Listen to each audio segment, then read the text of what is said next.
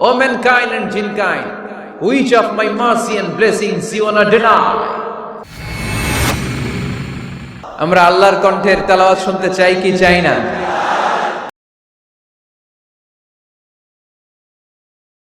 কোরআন পড়া যেমনি সওয়াবের, কোরআন শোনাও তেমনি সওয়াবের, ঠিক কি না? কোরআন শুনলে রহমত নাজিল করে কে? ওয়া ইযা কুরিআল কুরআন ফাসতামিউ লাহু ওয়া আনসিতু লাআল্লাকুম তুরহামুন।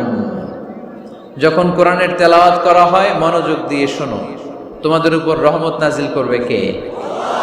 এজন্য কোরআন পড়া, কোরআন শোনা সবটাই জরুরি। আমরা যেন কোরআনের সাথে আরো বেশি সম্পর্ক গাঢ় করতে পারি, কোরআনকে যেন আমরা আমাদের বন্ধু বানাতে পারি। আল্লাহ তুমি তৌফিক দাও।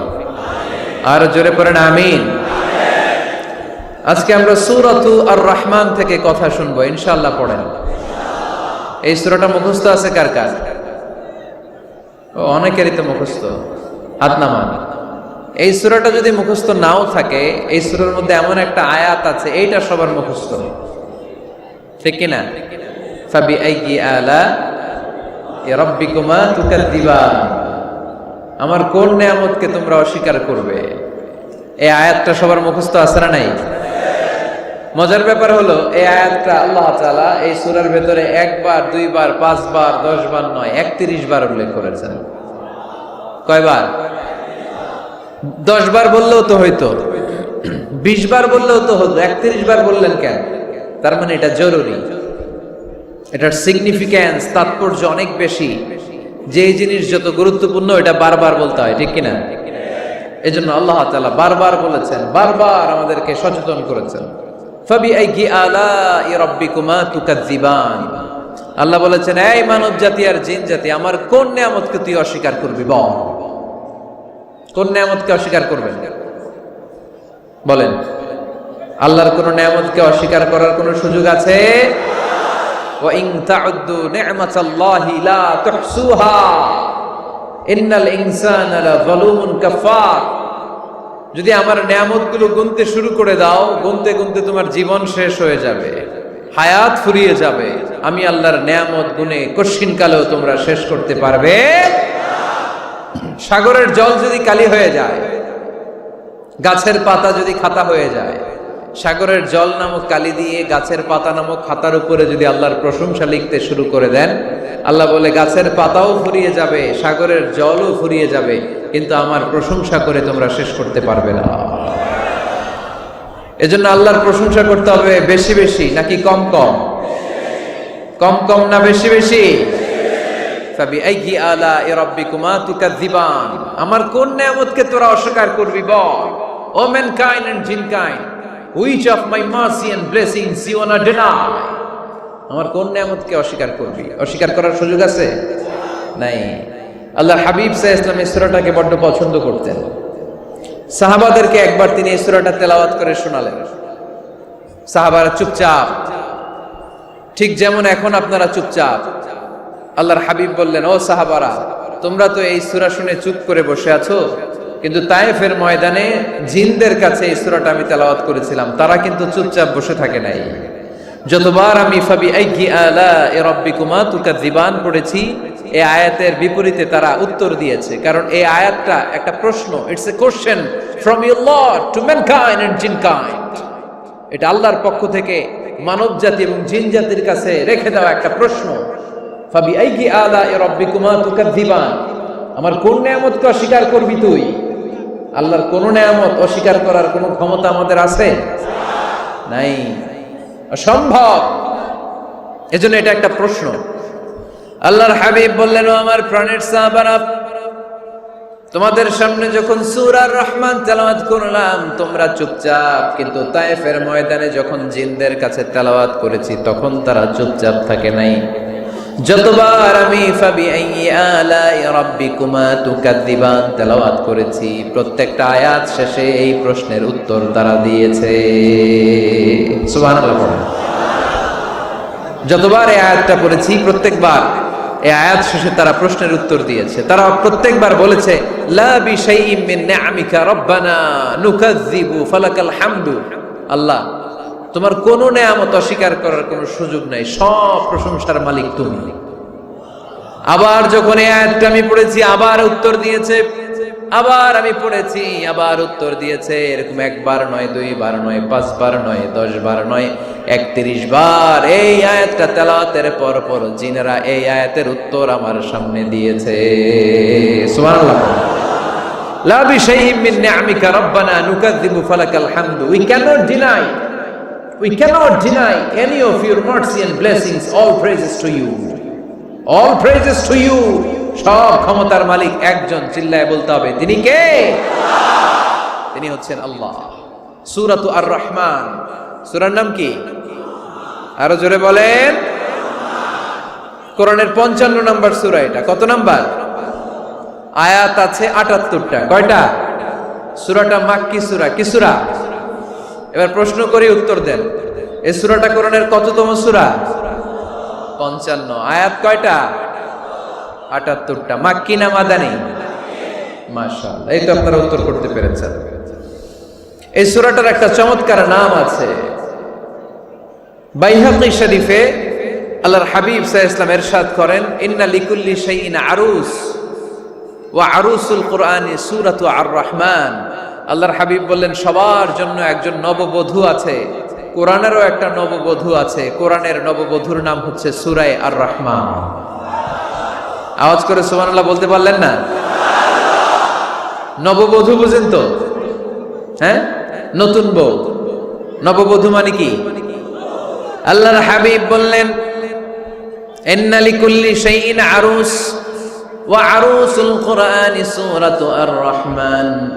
সবার জন্য একটা নববধূ আছে, কোরআনেরও একটা নববধূ আছে।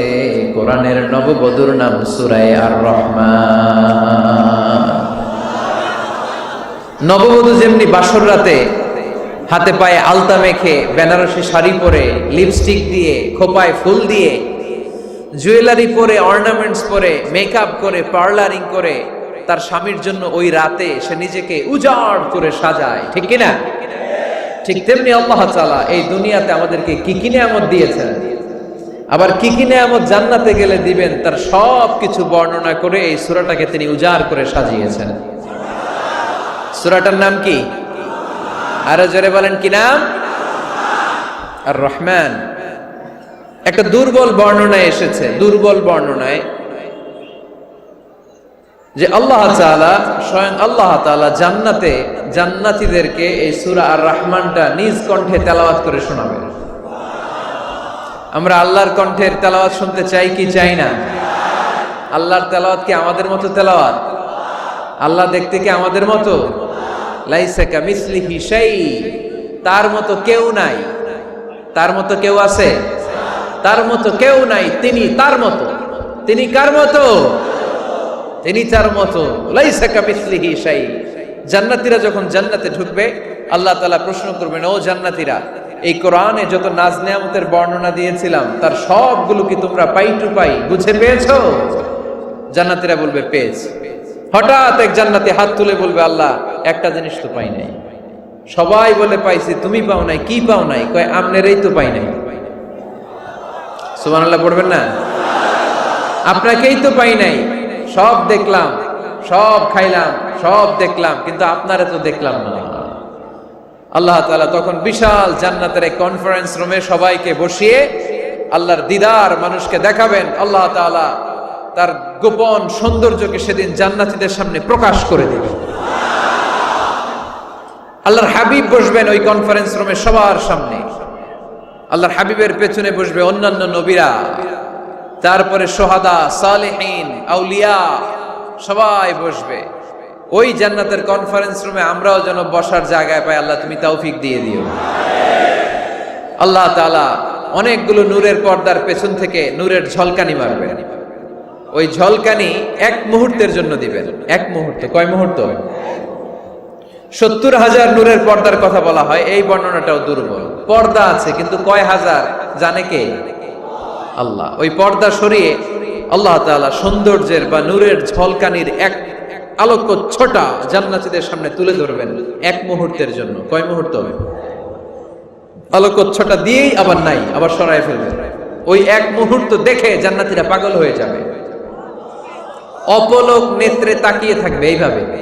চোখের পলক ফেলবে না, চোখ মেলে তাকিয়ে আছে, কিন্তু সামনে কিন্তু আল্লাহর নূর আর নাই, কারণ ওইটা আসছিল কয় মুহূর্তের জন্য, এক মুহূর্ত পরে নাই। কিন্তু কি যে দেখলাম, কত সুন্দর, কোটি কোটি বছর এরকম অপলক নেত্রে জান্নাতীরা তাকিয়ে থাকবে।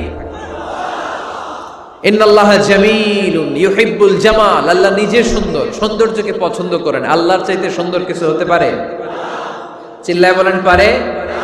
পৃথিবী সুন্দর, মানুষ সুন্দর, আসমান সুন্দর, জমিন সুন্দর, সুন্দরে সুন্দরে পাল্লা, জানি না কত সুন্দর তুমি আল্লাহ, জানি না কত সুন্দর তুমি আল্লাহ। সুবহানাল্লাহ পড়ে। আল্লাহ তাআলা তার সৌন্দর্যকে সেদিন জান্নাতীদের সামনে তুলে ধরবে। এই সূরাটা নাজিলের একটা ব্যাকগ্রাউন্ড আছে। আল্লাহর হাবিব সাল্লাল্লাহু আলাইহি সাল্লাম মক্কার জমিনে কাফিরদেরকে দাওয়াত দিতে লাগলেন, আল্লাহর ইবাদত করো, আল্লাহর জিকির করো, আল্লাহর প্রশংসা করো। এরকম দাওয়াত দিতে দিতে কিছুদিন পরে বিষ্ণু সাল্লাল্লাহু আলাইহি ওয়াসাল্লাম বলতে শুরু করলেন, রহমানের ইবাদত করো, রহমানের জিকির করো, রহমানের পায়ে সেজদায় লুটিয়ে পড়ো। তখন কাফেররা প্রশ্ন শুরু করে দিল, মুহাম্মদ এতদিন বলতা আল্লাহ, এখন কইতেছো রহমানের কথা, আসলে কোনটা? আল্লাহরে তো আমরা চিনি, রহমানরে তো আমরা চিনি না। আল্লাহর দাওয়াত দিচ্ছ, আল্লাহর গুণগান গাইছো, আল্লাহকে আমরা চিনি জানি, কিন্তু রহমানটা আবার কে? সে আবার কবে আসলো, কোত্থেকে আসলো, কবে থেকে আছে, কতদিন থাকবে? রহমানরে তো আমরা চিনি না, ওরা রহমান চিনে না। এজন্য আল্লাহ তাআলা রহমানকে চিনায় দেওয়ার জন্য আর রহমান নামে একটা সূরা নাজিল করে দিলেন। وَإِذَا قِيلَ لَهُمُ اسْجُدُوا لِلرَّحْمَنِ قَالُوا وَمَا الرَّحْمَنُ, যখন তাদেরকে বিশ্বনবী বললেন রহমানের পায়ে সেজদা দাও, রহমানের জন্য সেজদায় লুটিয়ে পড়ো, ক্বালু আমার রহমান, তারা বলল রহমানটা আবার কে? রহমান কে?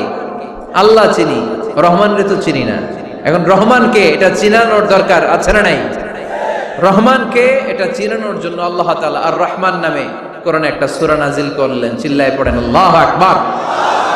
কাফেরদেরকে জানানোর জন্য রব্বুল আলামিন সূরা আর রহমান নাজিল করলেন আর বললেন, আর রহমান আল্লামাল কুরআন খলাকাল ইনসান আল্লামাহুল বায়ান, দয়াময় রহমান শেখালেন কোরআন, বানালেন ইনসান, শেখালেন বায়ান। দয়াময় রহমান শেখালেন কোরআন, বানালেন ইনসান, শেখালেন বায়ান। দয়াময় রহমান শেখালেন কোরআন, বানালেন ইনসান, শেখালেন বায়ান। দয়াময় রহমান শেখালেন কোরআন, বানালেন ইনসান, শেখালেন বায়ান। আল্লাহু আকবার। আল্লাহ বলেন রহমানকে চিনো না? আর রহমান আল্লামাল কুরআন খলাকাল ইনসান আল্লামাহুল বায়ান। আমি হলাম রহমান, আমি দয়াময়, আমি মেহেরবান, আমার দয়ার কোনো শেষ নাই, আমার মায়ার কোনো শেষ নাই।